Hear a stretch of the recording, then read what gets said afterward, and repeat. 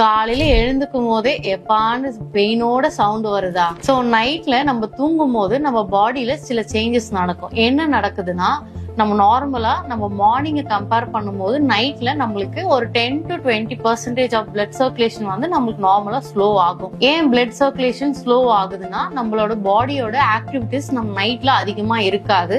Night தூங்கும் போது நம்ம பாடியை நம்ம இஷ்டத்துக்கு மாத்தி மாத்தி படுக்கிறோம். இப்போ நம்ம தூங்கிட்டே இருக்கோம், நம்ம கையை சடனா எடுத்து நம்ம கழுத்து அடியிலயோ தலை அடியிலயோ வச்சு தூங்குறோம். இல்ல நம்ம தூங்குற பில்லோட ஹைட் அதிகமா இருக்கு, இல்ல எனக்கு already pre symptom of back பெயினோ இல்ல நெக் பெயினோ இருக்கு, அப்படி இருக்கிறவங்களுக்குமே மார்னிங் எழுந்துக்கும் போது நம்ம பொசிஷன் அரெஸ்ட் பண்றதுனால பெயின் அதிகமா இருக்கு. நான் ஒரு 1 hour வேலை பார்த்தேன், அதுக்கப்புறம் எனக்கு பெயின் வந்து ஆட்டோமேட்டிக்கா ரெடியூஸ் ஆகுது அப்படின்னு சொல்றவங்களும் சில பேர் இருக்காங்க. சோ நார்மல் ஆக்டிவிட்டிஸ் வந்தோடனே நம்மளோட பெயின் வந்து ஆட்டோமேட்டிக்கா குறையுது. சோ நைட்டு நமக்கு இந்த மாதிரி நடக்கிறதுனாலதான் மார்னிங் எழுந்துக்கும் போதே நம்ம ஒரு பெயினோடயோ சவுண்டோடயோ எழுந்துக்கிறோம். சோ நீங்க இந்த மார்னிங் பெயினை அவாய்ட் பண்றதுக்கு டக்குன்னு பெட்ல இருந்து எழுந்துக்காம இந்த லாக் ரோல் மெத்தட் ட்ரை பண்ணி பாருங்க. உங்களுக்கே டிஃபரன்ஸ் நிறைய தெரியும். சோ மார்னிங் எப்பவுமே டயர்டா இருக்க உங்க ஃப்ரெண்டுக்கு இதை ஷேர் பண்ணுங்க.